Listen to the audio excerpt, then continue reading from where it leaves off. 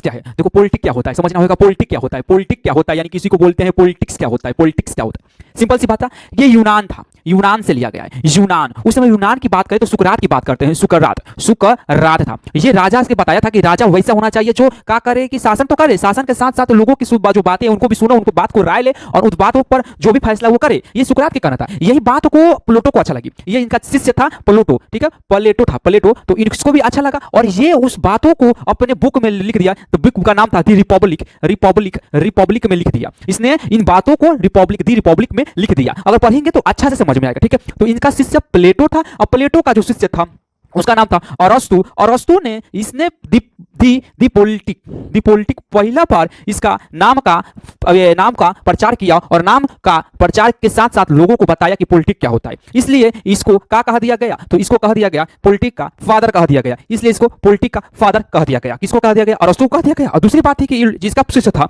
इसका शिष्य का नाम था सिकंदर। तो सिकंदर क्या था? तो सिकंदर विजय प्राप्त करना चाहता था। कहां? विश्व पर, यानी विश्व विजेता बनना चाहता था, विश्व विजेता बनना चाहता था। लेकिन इसकी